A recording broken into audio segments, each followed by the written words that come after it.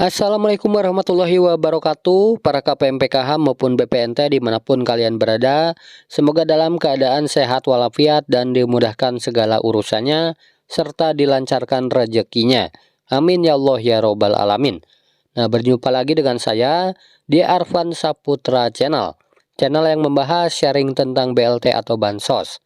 Nah, buat kalian yang baru bergabung dan ingin mendapatkan informasi terbaru tentang Bansos, silahkan kalian klik tombol subscribe-nya dan aktifkan kode loncengnya terlebih dahulu ya, supaya mendapatkan informasi terbaru tentang Bansos dari channel ini.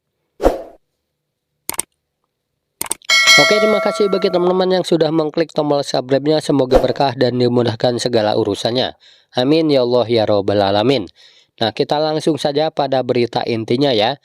Nah, pada kesempatan hari ini saya akan memberikan informasi terkait pencairan PKH tahap yang keempat nanti ya teman-teman. Nah, bahwasanya ada aturan terbaru khususnya untuk pencairan PKH tahap yang keempat di tahun 2023 ini. Nah, kira-kira ada aturan apa lagi ya? Kalian simak video ini sampai selesai. Nah, selain beberapa syarat seperti yang sudah saya postingkan kemarin, kini untuk pencairan PKH tahap keempat nanti sudah berlaku ada lagi aturan baru ya teman-teman yang sudah ditetapkan yang bisa menyebabkan bantuan PKH-nya itu bisa saja bertambah atau bahkan bisa juga berkurang. Nah, jadi perlu diketahui untuk komponen PKH itu ada komponen kesehatan, kemudian ada juga komponen pendidikan, dan komponen kesejahteraan ya teman-teman. Nah, untuk meliputi komponen kesehatan itu adalah ibu hamil, kemudian ibu nifas, dan untuk anak balita atau anak usia dini. Nah, untuk komponen ibu hamil, ini peraturannya dibatasi hanya sampai kehamilan kedua saja ya teman-teman. Nah, jadi apabila ada kehamilan ketiga, maka sudah tidak bisa masuk lagi sebagai komponen PKH. Nah, jadi sekali lagi untuk pencairan PKH tahap keempat nanti untuk komponen ibu hamil dibatasi hanya sampai kehamilan kedua saja. Jadi jika ada kehamilan ketiga itu tidak dihitung lagi ya teman-teman ke dalam komponen PKH.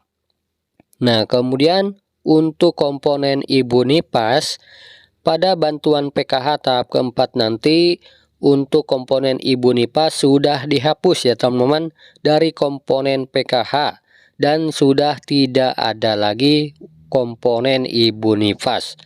Nah, jadi perlu diketahui di tahap keempat nanti untuk komponen ibu nifas itu tidak ada ya teman-teman. Nah, kemudian ada lagi untuk komponen anak balita atau usia dini. Nah, kini yang dipakai adalah anak yang berusia 0 sampai 6 tahun. Namun belum terdaftar ya teman-teman atau belum masuk jenjang pendidikan dan hanya dibatasi sampai anak kedua saja. Nah, sedangkan jika ada anak yang ketiga, maka tidak akan masuk komponen balita lagi. Nah, jadi sekali lagi untuk komponen balita hanya dibatasi sampai anak yang kedua saja ya. Nah, sementara anak ketiga sampai seterusnya itu tidak dihitung lagi komponen balita. Nah, kemudian yang selanjutnya adalah komponen pendidikan. Nah, jadi bila selama ini mengenal hanya istilah anak SD, SMP, SMA sederajat, maka pada pencairan PKH tahap keempat nanti aturannya adalah anak yang berusia 9 tahun hingga 21 tahun yang belum menyelesaikan kurikulum pendidikan dan masih tercatat atau terdaftar aktif di Dapodik. Nah, artinya apabila ada anak yang putus sekolah tetapi melanjutkan sekolah dikejar paket, nah maka bisa saja ya masuk sebagai komponen PKH asalkan namanya itu terdaftar di Dapodik sekolah. Nah, intinya untuk komponen pendidikan semua itu harus sinkron ya datanya dan terdaftar di aplikasi Dapodik. Apabila ada perbedaan atau tidak terdaftar, maka secara otomatis tidak akan masuk ya, atau tidak akan cair bantuan PKH-nya di jenjang pendidikan, baik itu SD, SMP maupun SMA. Nah, jadi sekali lagi untuk komponen anak sekolah ini harus terdaftar di aplikasi Dapodik sekolah masing-masing ya, supaya bantuan PKH-nya itu bisa cair. Nah, karena untuk datanya itu harus padan antara di DTKS, di Dukcapil, serta di Dapodik.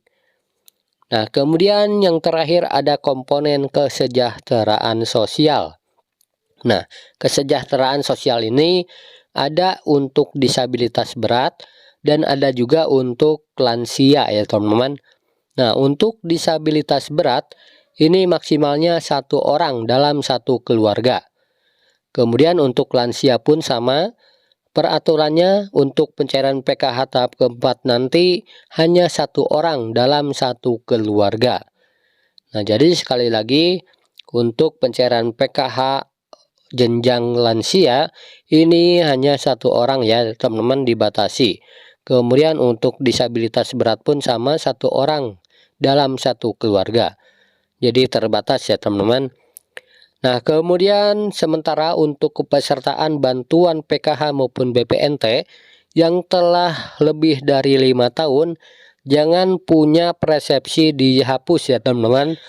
Nah, tetapi untuk KPM yang sudah lebih dari 5 tahun itu, pemerintah akan menargetkan sebagai graduasi. Jadi semua tergantung faktor rezeki masing-masing ya. Bila masih rezeki ya masih dicairkan. Namun apabila sudah bukan rezekinya, maka akan terhapus kepesertaannya. Nah, maka dari itu tetap semangat dan optimis ya. Hidup tidak harus selalu bergantung pada bantuan sosial. Nah, semoga dilancarkan rezekinya dari jalan lain.